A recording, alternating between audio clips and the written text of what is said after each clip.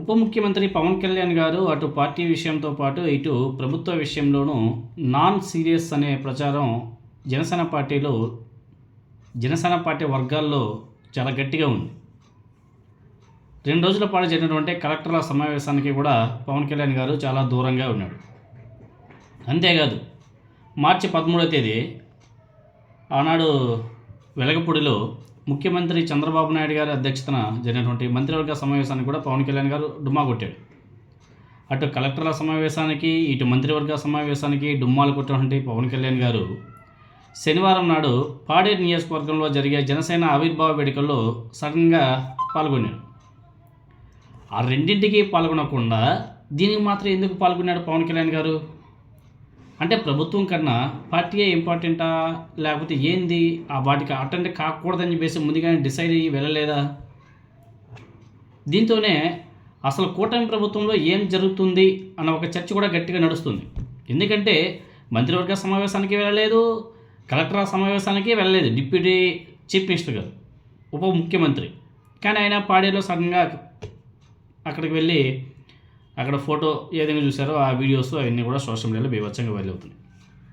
కేవలం తన కొత్త సినిమా ఉస్తాద్ భగత్ సింగ్ సినిమా పనుల కోసమే ఆయన కీలక సమావేశాలకు డుమ్మా కొట్టినట్టు ఉంది అనేసి రాజకీయ వర్గాల్లో అయితే ఒక పెద్ద చర్చ అయితే నడుస్తుంది. ఇదిలా ఉంటే కలెక్టర్ల సమావేశం వేదికగా ఉప ముఖ్యమంత్రి పవన్ కళ్యాణ్ చూస్తున్నటువంటి అటవీ శాఖ విషయంలో ముఖ్యమంత్రి చంద్రబాబు నాయుడు గారు స్పందించినటువంటి తీరు చూసిన వాళ్ళకి చాలా అనుమానాలు కూడా వ్యక్తమవుతాయి. ఇదంతా కూడా పవన్ కళ్యాణ్ని టార్గెట్గానే నడిచిందా, పవన్ కళ్యాణ్ టార్గెట్గానే ఆ సమావేశం అంతా కూడా నడిచిందా అనే చర్చ కూడా జనసేన పార్టీలో సీరియస్గా నడుస్తుంది. ఎంతో కాలం నుంచి చెప్తున్న మాట ఏమంటే అటవీ శాఖ అధికారులు ఏమాత్రం మార్పు రావడం లేదు అనేసి సీఎం చంద్రబాబు నాయుడు గారు కలెక్టర్ల కాన్ఫరెన్స్లో తీవ్ర విమర్శలు చేశాడు. అటవీ శాఖ అధికారులు ఏమాత్రం మార్పు రాలేదు, ఎన్నిసార్లు చెప్పినా ఎంతో కాలం నుంచి చెప్తున్నా కూడా ఆ శాఖలో మార్పులు రావడం లేదు అనేసి సాక్షాత్తు సీఎం చంద్రబాబు నాయుడు గారు కలెక్టర్ల కాన్ఫరెన్స్లో తీవ్ర అసహనం వ్యక్తం చేశారంటే ఆ శాఖ మీద చంద్రబాబు నాయుడు గారికి ఎంత కోపం ఉందో ఒకసారి మీరు కూడా ఆలోచన చేసుకోవచ్చు. అంటే పవన్ కళ్యాణ్ గారు నిర్వహిస్తున్నటువంటి అటవీ శాఖ తీరు ఏమాత్రం బాగాలేదు అనే విషయం చెప్పకనే చెప్పేశాడు చంద్రబాబు నాయుడు గారు. ఇదే అంశం మీద మీడియాలో కూడా చాలా ప్రముఖంగా వార్తలు కూడా వచ్చాయి. పవన్ కళ్యాణ్ చివరకు అటవీ శాఖలో కూడా ఫెయిల్యూర్ అయ్యాడా అనే విధంగా చంద్రబాబు నాయుడు గారు ఫోకస్ నడిచేట్లో చాలా స్పష్టంగా అర్థమవుతుంది. ఇక్కడ కీలకమైన విషయం ఏమిటంటే 4 సార్లు తాను ముఖ్యమంత్రిగా పనిచేశాను అని చెప్తున్నటువంటి చంద్రబాబు నాయుడు గారికి అటవీ శాఖ చట్టాలు ఎంత కఠినంగా ఉంటాయో తెలియదా అనేసి ఒక అధికారి ప్రశ్నించాడు. ఎవరు చెప్పినా కూడా అటవీ శాఖ చట్టాల విషయంలో అధికారులు ఇష్టానుసారం నిర్ణయం తీసుకోవడం సాధ్యం కాదు అనేసి ఆయన చెప్తున్నాడు.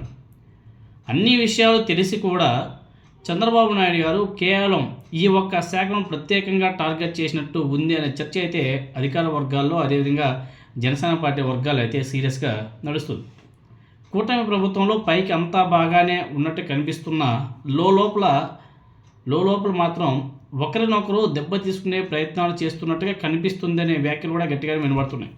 రాబోయే రోజుల్లో ఇవి ఎన్ని మలుపులు తిరుగుతాయని కూడా చూడాలి. ఎందుకంటే మొన్న పిఠాపురంలో